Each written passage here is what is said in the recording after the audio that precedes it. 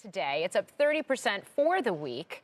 Joining us now in a first on CNBC interview is USA Rare Earth CEO Barbara Humpton. It is her second day in the role. And Barbara, it's great to have you on the show. I've known you as the Siemens US CEO. So maybe we start right there with why you made the transition to rare earths.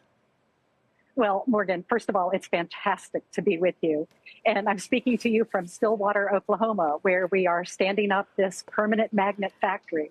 And yes, I love my time at Siemens, but one thing is clear. There is a global imperative now to build a mine-to-magnet supply chain for critical rare earths. And the board of USA Rare Earth has this vision and has been making bold moves, including this week the transformative acquisition of Less Common Metals, a UK-based metal and alloy maker that is truly going to ensure that we have the first domestic, outside of China, supply chain for heavy rare earth metals, alloys, all the way to permanent magnets. So what does that acquisition enable in terms of a more vertically integrated supply chain? I know you're developing a mine in Texas. Does this mean you can go from start to finish eventually? Well, certainly that is the goal. What we're doing right now is behind me, the team is assembling this first line of our permanent magnet manufacturing.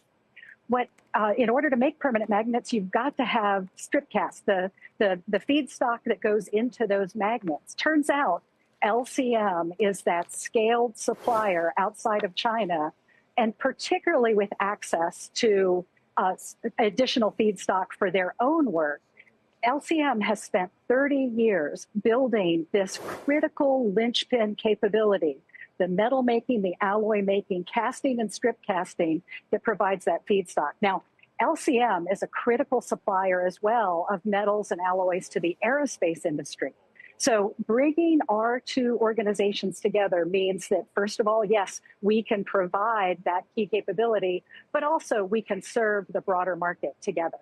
So one of the arguments against, and part of this is because of what China's done to the industry overall on a global basis, has been that it's been uneconomical to mine and then develop and refine these rare earths into magnets stateside. So what's the business case here? How can USA Rare Earth pull that off now in this environment?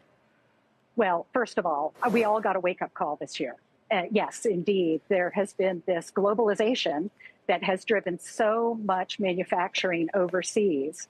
And when China decided that they would not be providing rare earths or these magnets to the United States and our trading partners, that sent a shockwave through the system. But we don't need to undercut Beijing on price. What we need to do is deliver a secure and reliable supply of the very magnets that are needed to move the world. And everything from aerospace and defense to automotive to the consumer electronics that we use, anything that moves is taking advantage of permanent magnets to drive that motion. So this is a space that is not only large, but growing. With the introduction of physical AI and the idea that we will have more and more high-tech components that require this kind of support, we know that China even will be stretched to deliver to meet the growing economic needs. Now is the time to invest in this market segment and build the capability.